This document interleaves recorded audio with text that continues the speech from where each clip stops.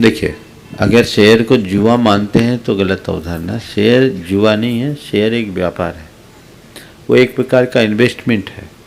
आपने किसी कंपनी का कोई शेयर खरीदा, यानी उस कंपनी में आपने अपना उतना प्रतिभाग सुनिश्चित किया, ये एक प्रकार का व्यवसाय है, जुआ नहीं है। शेयर जुआ कब है?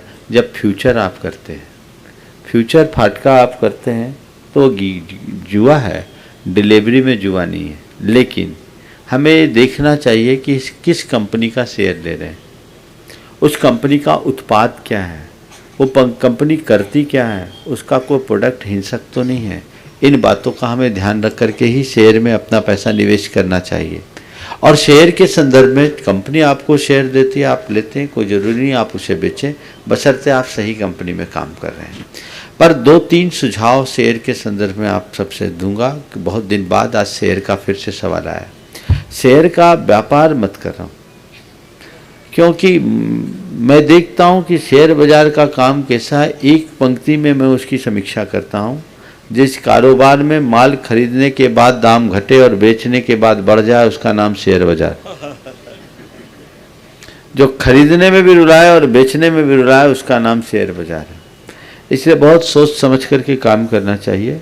अगर निवेश भी करते हैं तो उन्हें करना चाहिए जिनके पास पैसा सरप्लस है, और अपनी कुल संचित निधि का एक छोटा सा हिस्सा ही उसमें इन्वेस्ट करना चाहिए। क्योंकि आजकल के समय में शेयर का जो धंधा है, बेवकूफ़ बनाने का धंधा है। कुछ लोग समूह बनाकर प्रमोटर बन जाते हैं और लोगों को टोपी पहनाकर अपना उल्लू सीधा कर देते हैं। एक कहानी सुनाता हूँ आज शेयर बाज़ार के संदर्भ में, जो लोगों के लिए आज फिर से संदेश देंगे।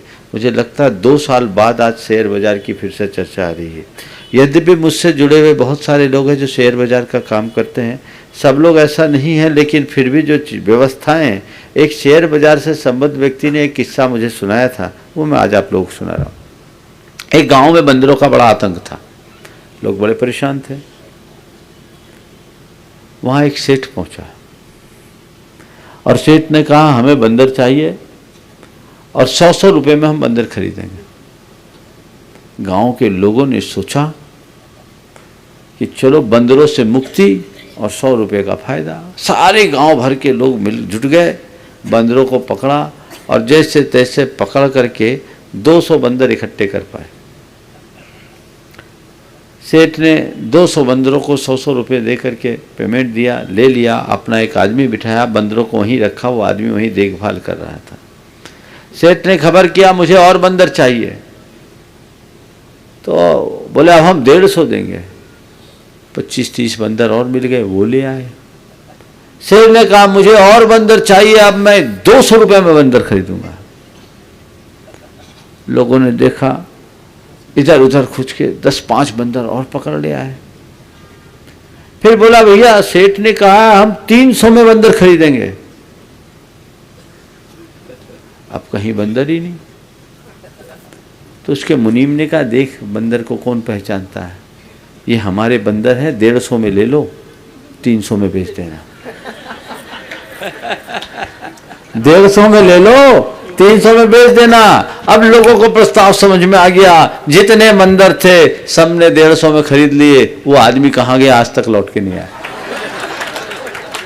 समझ गए, ये शेयर बाजार का धंधा है, आज ये हो रहा है। इसमें लोग बेवकूफ़ बन रहे हैं, शीर्ष स्तर के लोग कमा रहे हैं, बाकी का बंटाधार है। इसलिए बहुत सोच समझ करके निवेश करना।